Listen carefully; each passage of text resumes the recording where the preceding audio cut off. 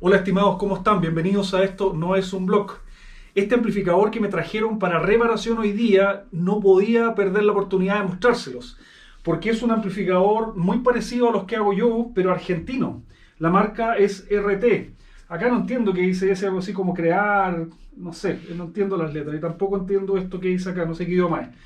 Pero lo que sí sé es que este es un amplificador que es de una marca argentina que hace amplificadores así como, digamos, custom, por así decirlo, hechos a mano y se hacen como no en producción en serie, sino que de a uno, igual como yo hago los míos.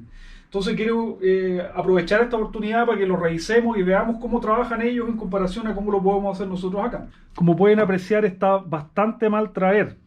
Qué sé yo, la corina aquí está rota en varias partes, ¿no es cierto? La manilla está rota, le faltan patas, le faltan perillas, parece que las perillas acá se perdieron las originales, no sé cuáles son originales, si esta o no. Entonces, al parecer ha tenido su vida útil ajetreada, digamos. Pero esto no tiene que desanimarlos porque puede ser que suene bien igual. Yo creo que este es un amplificador que suena muy bien. De hecho, lo que escuché dentro de ese acople que tiene, me gustó. El amplificador eh, es 4 por 6550 y tiene 5 tubos 12X7 al parecer, ¿no es cierto?, en el pre. La primera cosa que no me pareció tan buena es que, si ustedes se fijan, están prácticamente tocándose los tubos. Y de hecho este tubo se ve como que tocó la tapa del transformador, que es de plástico, y como que la quemó. Entonces probablemente estaba pensado originalmente para estos 6550 que son con el vidrio con la botella más delgada. Y estos así que son como más parecidos a los KT88, no estaban, digamos, no caben. Pero a pesar de todo eso, la separación entre los tubos que recomienda el fabricante de los tubos es 1,5 diámetros. O sea, este tubo tendría que estar acá y el otro tendría que estar acá y en el medio no tendría que haber nada. Esto es algo que yo he visto harto en amplificadores comerciales, los PIBI, por ejemplo, que empezaron a aparecer, el JX, JSX, el triple X también, que ponían los tubos de potencia muy cerca. Esto se puede hacer si es que tú le pones ventiladores, es decir, si tienes como aire forzado para enfriar, pero por lo menos el fabricante de los tubos no lo recomienda. Yo cuando diseñé mi amplificador, que era el PS5, que era un espacio rack, y lo que hice es que puse dos más atrás que dos que están más adelante. De todas formas, la separación es menor. Perdón, es mayor. O sea, mis tubos estaban un poquito más separados. Y el hecho de no ponerlos en el mismo plano, estos dos con estos dos, hace que en el fondo llegara a ese diámetro, diámetro y medio que el fabricante recomienda. Acá están extremadamente juntos. Es una cosa que hay que ver si es que tiene alguna injerencia en el sonido, ¿no es cierto? Porque esto quizás en términos de calor puede ser una cosa y en términos de acoplamiento electromagnético. Ahí lo saqué y la verdad es que odié el sistema de fijación. Lo que no me gusta de estos que tiran por el lado es que en el fondo el amplificador por acá no queda al ras, sino que queda con una separación, porque si no, no podría entrar. Entonces, un perno de un lado hace fuerza con respecto al perno del otro, como que se pelean para dónde va el amplificador. Entonces, es una forma súper tonta de sujetarlo. Está súper sucio, así que primero vamos a limpiarlo.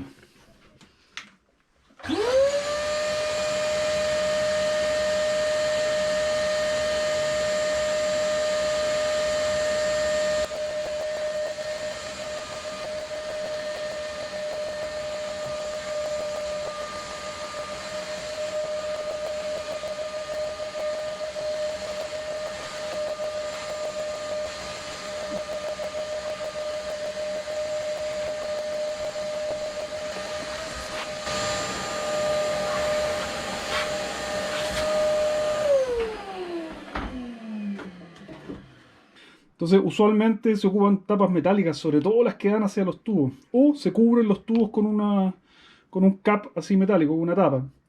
Pero bueno, esto es típico de la industria argentina. Yo estuve ocupando estas un tiempo también en los PS5, porque eran las que traían. Entonces, como estaban estas, las compramos, eran baratas.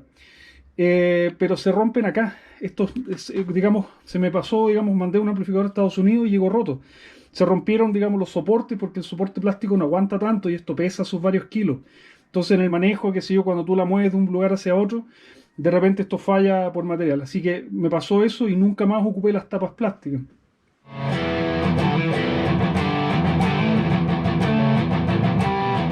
Primero que nada observamos que es full una construcción punto a punto. El power está, digamos, los sockets cableados directamente, o sea, están apernados al chasis y está todo cableado directamente. Pero ocupan el sistema antiguo donde entierran en el chasis todo. Es decir, por ejemplo, ese cátodo que hay, ¿no es cierto? Ese de ahí va directamente soldado al chasis. Eso no es una práctica tan buena porque significa que tú dependes de cómo conduce esto y si está oxidada la conexión, qué sé yo, no es un cable, sino que es simplemente el chasis, un pedazo de fierro. El fierro es magnético también, es ferromagnético, entonces también cuando se inducen corrientes en el fierro por saturación en los núcleos, esa cuestión aparece de alguna manera en tus tierras y tu amplificador no va a ser tan limpio. Entonces, esto está hecho muy, muy a la antigua. Es una fuente RC, es decir, no tiene inductor, sino que tiene una resistencia de potencia ahí que baja el voltaje para las grillas 2. Tiene, parece, una familia de arañas viviendo por acá. Y todo está en siliconado. No sé si esto lo hizo originalmente el fabricante o fue alguien que lo revisó después, porque sé que 2 chilenos lo han revisado. Entonces hay cosas que me llaman la atención y lo primero lo que les digo es eso, que es punto a punto. Está todo, digamos, armado igual que los Marshall viejos, qué sé yo, e incluso parecido al Soldano también, ¿no es cierto? No es como el Rectifier, que es una tarjeta y tiene solamente el power hecho como al chasis. Acá todo el pre, como ustedes pueden ver que es esta torta que está acá, está hecho también directamente en una base así fenólica y soldado punto a punto, básicamente. Entonces, esto en general te asegura que esto va a sonar bien, porque los componentes están así bien agarrados. En el fondo, el mismo componente es el camino, digamos, de señal. Pero fíjense en lo que hicieron acá. No sé, tapó todo el pre, lo tapó con una resina epóxica o con silicona. Y esto no se puede sacar. Entonces todos los componentes quedaron y todas las soldaduras también quedaron enterradas acá adentro. Si hay un componente de eso, por ejemplo, ahí veo un condensador electrolítico acá también. Si alguno de esos falla, estamos jodidos. ¿Cómo lo sacáis de ahí? Tenéis que sacar toda la tarjeta, cortar todos los cables. Entonces, esto lo encuentro que es realmente un pecado, porque lo que tiene bonito el punto a punto es que tú siempre lo puedes reparar, porque tienes digamos, acceso a cada uno de los nodos. Pero en este caso, no solamente no puedo ver lo que está pasando abajo, sino que si es que hay algo que está malo, no puedo probarlo y tampoco puedo repararlo. Seguramente por una cosa de copyright, en el fondo, para que no se lo copie el amigo del lado, en el fondo, y venda el amplificador más barato, con su diseño, hacen eso. Estoy viendo que no tiene ninguna marca de tornillos acá, o sea, no tiene no tiene perforaciones para agarrarlo. El chasis es plano por atrás y tiene estas pestañitas por los lados. Entonces aquí debería tener los 4 tornillos de las patas para que agarren el chasis. Y no, pues, no los tiene. Entonces significa que solamente estos que tiene al lado, que son 2 tornillos, agarran el chasis completo a la caja. Lo encuentro súper mal diseño como para una cosa que tú estás moviendo. Tiene un fusible interno acá. Este es el fusible de alto voltaje, que si alguna vez en el fondo hay una cosa con los tubos grandes, este es el fusible que vuela. Tampoco encuentro un diseño muy bueno esto porque ya está bien que le pongan fusible, pero si le ponen fusible y es dentro, lo encuentro como poco práctico, la verdad, porque hay que desarmarlo para poder repararlo. Y la otra cosa que me llama mucho la atención es que estos potenciómetros de acá son de una marca, este es de otra, y todos los de acá, excepto ese, son de otra. Entonces aquí yo no sé qué es lo original, no sé si esto era lo original y después les pusieron esto, o esto era lo original y después les pusieron esto.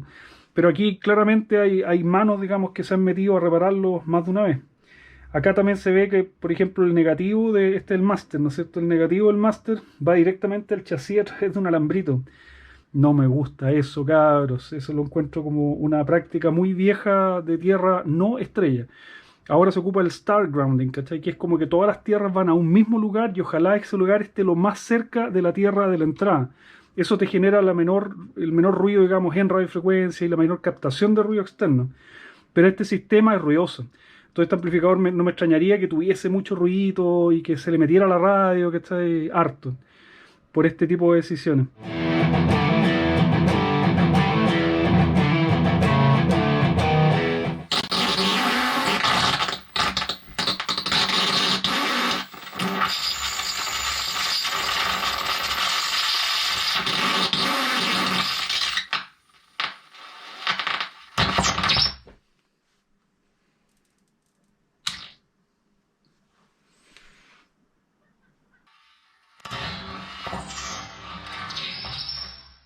Oh my God.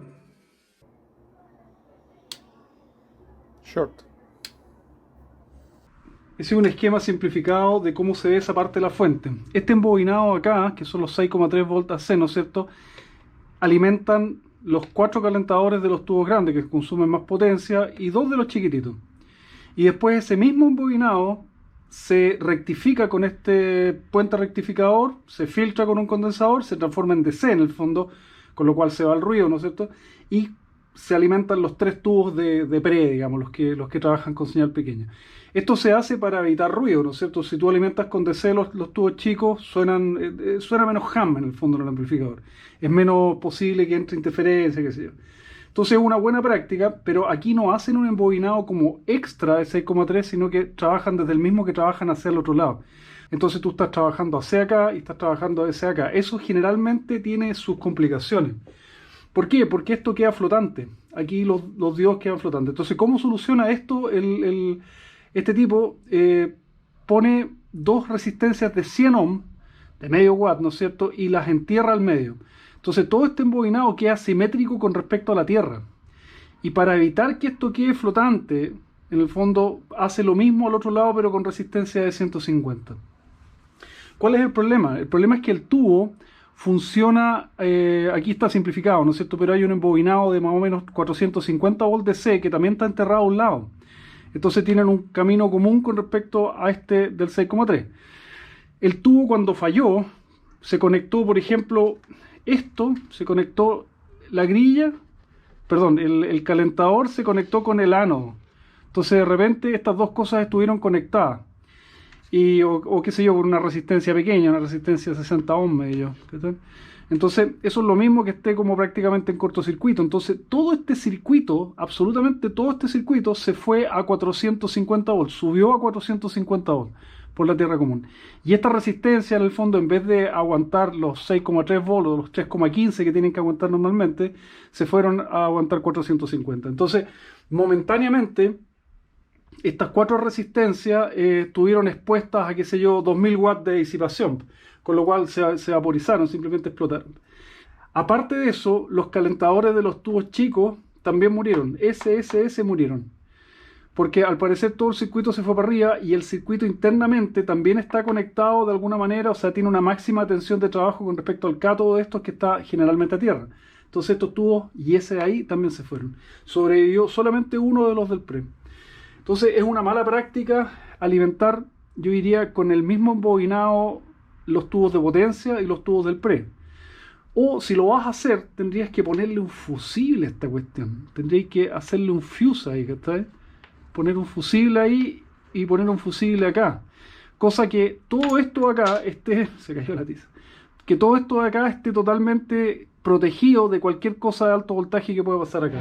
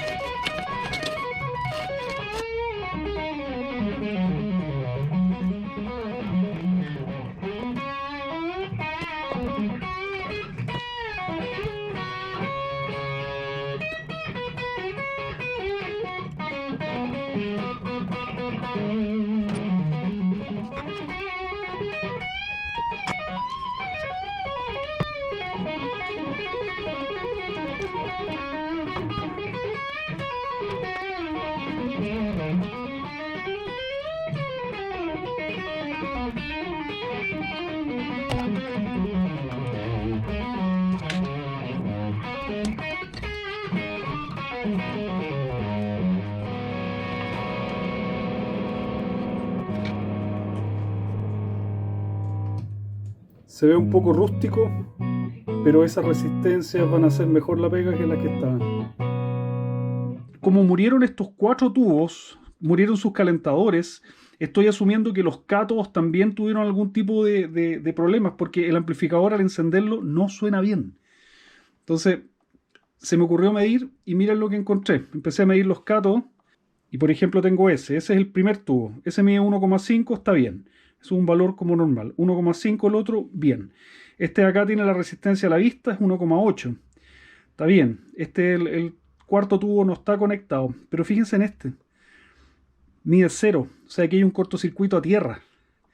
Es decir, este cable no lleva a ninguna parte más que una resistencia que está quemada o un condensador que está cortocircuitado. Entonces hace que este tubo funcione extraño. El otro, fíjense, esos son 38,5. ¿Se acuerdan de la resistencia de 39 kilos del Soldano? Ya, pues, yo creo que es esta. Entonces esto también es una copia de un Soldano. Entonces, este de acá también lo mismo, un cortocircuito. Y este de acá tiene 100 kilos a tierra porque es el seguidor catódico. Los de acá están bien porque el power funciona. Entonces, este tubo y este tienen dos cátodos que fueron incinerados. El problema es que esos componentes están debajo de la plasta de silicona de acá. Entonces yo no sé, primero, qué componentes son. Segundo, no puedo acceder a ellos. Entonces voy a tener que hacer una reparación, algo que nosotros los electrónicos odiamos, que es como cortar el cable y como armar el circuito en otra parte. Como tengo el dato que esta es la de 39 kilos, yo supongo que esta tiene que ser de 1,8, que es la que sigue en el Soldano, y la que viene antes también es de 1,8. Entonces yo creo que un valor de 1,8 o un valor de 1 va a quedar bien. El problema es que lo más probable es que lleven un condensador en paralelo, al cual desconozco qué valor tendrá. O si es que llevan. Entonces voy a probar así, nomás poniendo las resistencias, a ver cómo suena. Entonces, aparte de los 4 tubos malos, también a través de sus cátodos nos echamos la resistencia, o sea, los circuitos completos de cátodo de 2 de los tubos y casi del tercero, que fue el que sobrevivió. Bastante costoso el condoro del no poner un fusible en el circuito de calentadores.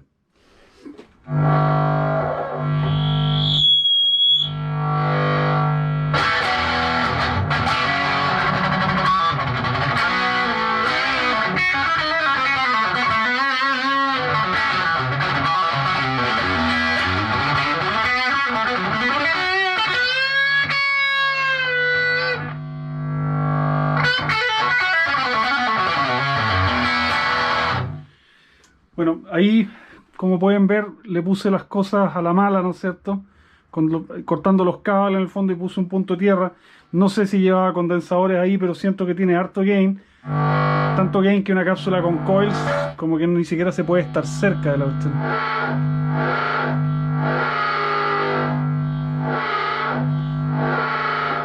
Ya, eso es en gran parte porque los transformadores tienen tapas plásticas. Así que bueno, está reparado.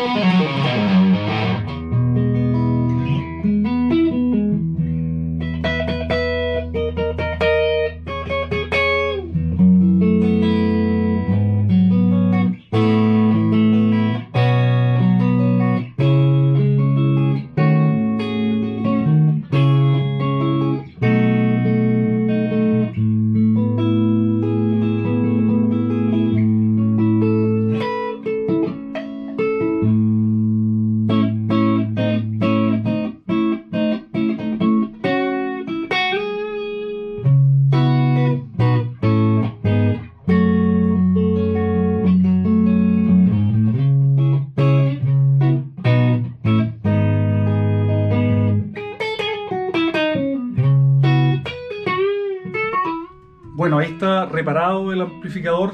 La verdad es que es un amplificador que suena bastante bien, como todos los que son punto a punto, ¿no es cierto? Sobre todo el canal limpio es bastante bueno, pero tengo que decir que no quedé muy impresionado con la hechura, digamos, con la fabricación. Los componentes no eran muy especiales como yo tenía pensado, porque, bueno, el primer PS1 que yo tuve, en el fondo, era un Marshall, un Plexi que habían arreglado en Argentina. Entonces, yo al abrirlo vi que tenía muchos componentes como especiales, en particular los condensadores, cosas que tú no encontrabas acá en Chile. Entonces tenía la idea que un amplificador hecho en Argentina quizás podía tener componentes un poco distintos, y la verdad es que son básicamente los mismos. No fácil de reparar porque tiene un circuito, digamos, sellado.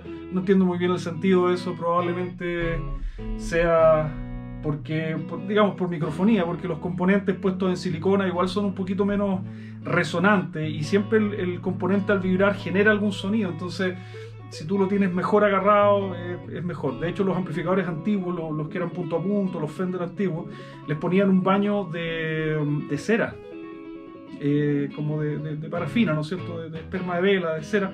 Y eso también hacía que el componente quedara mucho más como apañado, por así decirlo. Entonces no resonaba mecánicamente, acústicamente, y mejoraba un poco el sonido electrónico también.